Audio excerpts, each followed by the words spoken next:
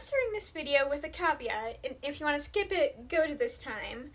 But I want to start by saying I was not happy with my Tommyknockers video.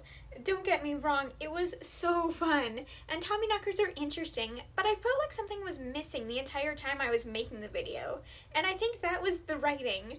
I talk about people and cryptids and all sorts of stuff because I can. This is my YouTube channel, and if I want to make a video on how to wrap a present or different types of clouds, I can. But I need to remember that I know random facts about clouds because I did research on them for my writing.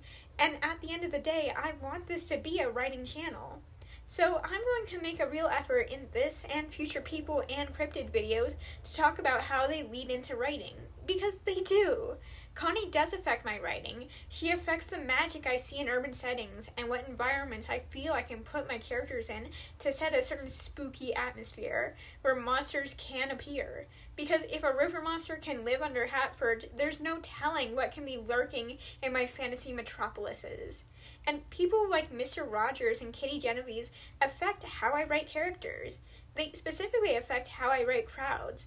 Ever since I made my video on Kitty Genovese, I have made a real effort when my characters are in a crowd to have a random, nameless, faceless figure step in to help, be it to offer my hero help standing up or to protest against whatever evil act the villain is committing. Because I know people will stand up to help in real life. And even if you don't believe that, write the world you want to live in. I want to live and write a world where people help, where Sophia Farrar rushed out of her apartment where her young children were asleep into unknown danger to hold her neighbor in her final moments, and not a world where people didn't want to get involved.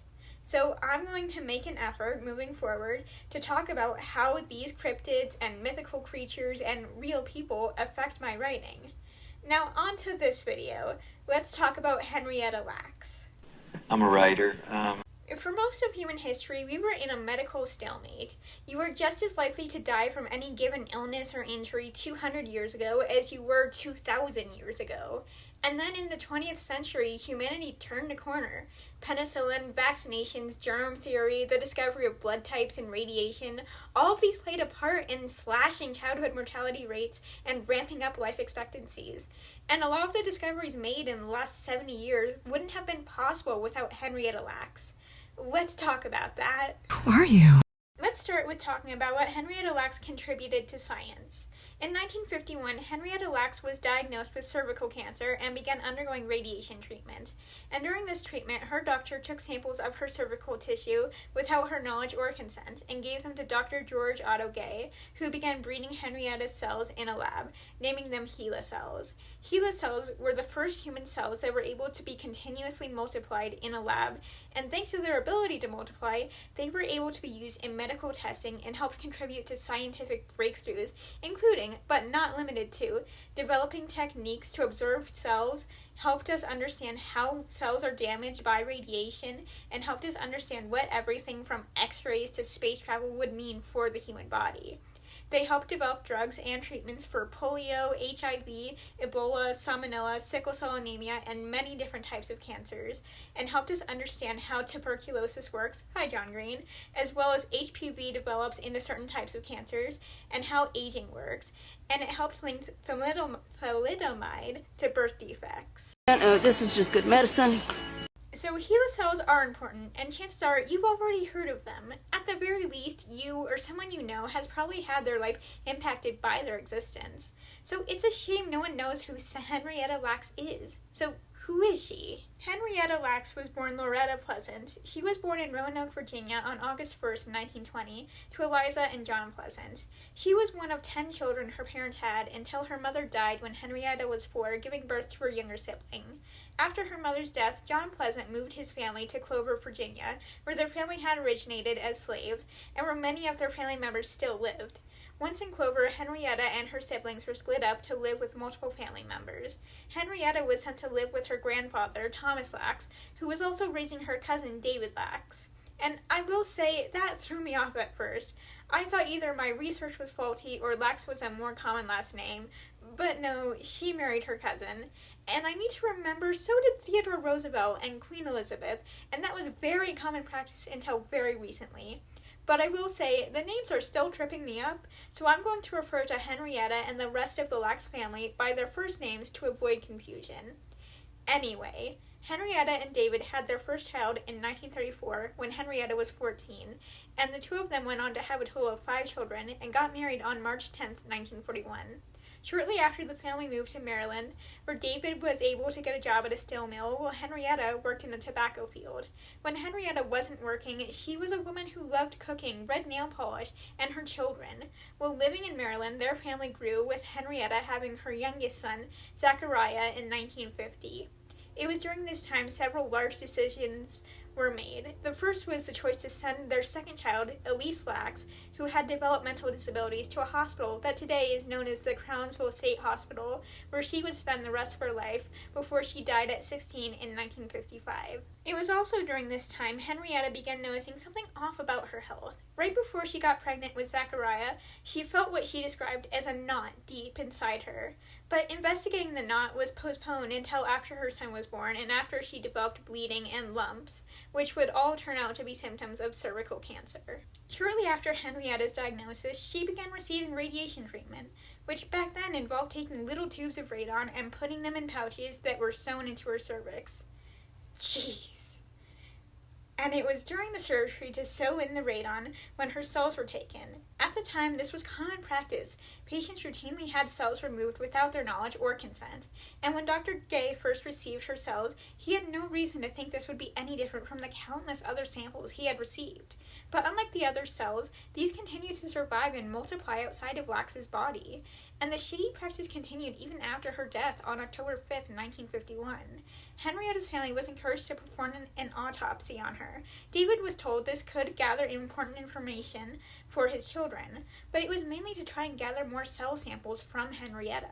Now I wanted you to discuss your astounding medical breakthroughs. So what does all this mean for Henrietta Lacks' legacy? Well, I've already talked about the medical breakthrough Henrietta Lacks' cells contributed to, but she never knew about the samples. In fact, it took decades for her family to be made aware of the samples, and it wasn't until 1976 that she was properly credited with the samples. I think a better representation of her legacy is her descendants.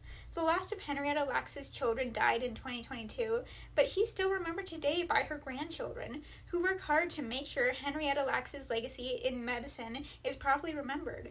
Rebecca Skloot talked to Henrietta Lacks' family when she wrote a book, which was later adapted into a movie on Henrietta's life called The Immortal Life of Henrietta Lacks.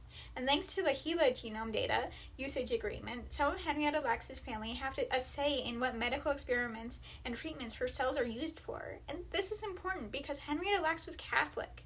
I'm sure there were many medical treatments she wouldn't have felt comfortable partaking in due to her beliefs. And her family struggled with how her cells' continuous use clashes with their beliefs even now.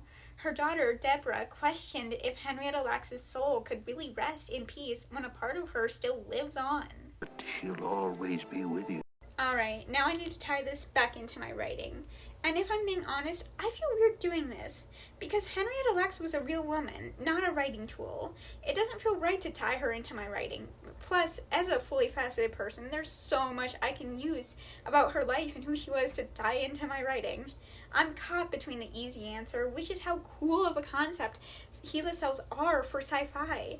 I mean, Henrietta is more or less immortal. Her mind and soul may not be with us, but her physical body, in a way, still is alive and multiplying. That's incredible, and I'm sure someone who's more sci-fi oriented could come up with so many cool concepts based on that. Or I could talk about her family legacy, because isn't that an interesting and great character motivation, making them fight for their ancestors' legacy to either have their legacy rewritten to be more accurate or remembered at all? But I feel much more compelled to talk about the elephant in the room, specifically these elephants, which are white, like me, and I need to remember that when I write people of color, because Henrietta Lacks was a black woman, and at the end of the day, black people have a long history of being medically abused in one way or another, and that's something to keep in mind even if you are writing a fantasy world without any modern technology or medicine. Because writing a doctor, be it a 14th century elven healer or a 21st century human doctor, gaslighting, dismissing, or lying to their patients will read different if their patient is black or a woman, and especially if the doctor is a different color from them. And you should write characters needing medical intervention and write characters who are different from you. Just be aware of those differences, and if you can, hire a sensitivity reader. And don't forget Henrietta Lacks, because if it weren't for the incredible medical breakthroughs her cells led to, myself, and I'm sure many of you out there, may not be here today. Hey, so I wrote a book and I put it up online. It's a high fantasy story with evil kings and arranged marriages and an Avatar-inspired magic system. And if you find that interesting, you should go to Wattpad or Scribble Hub, where I post a new chapter every Sunday.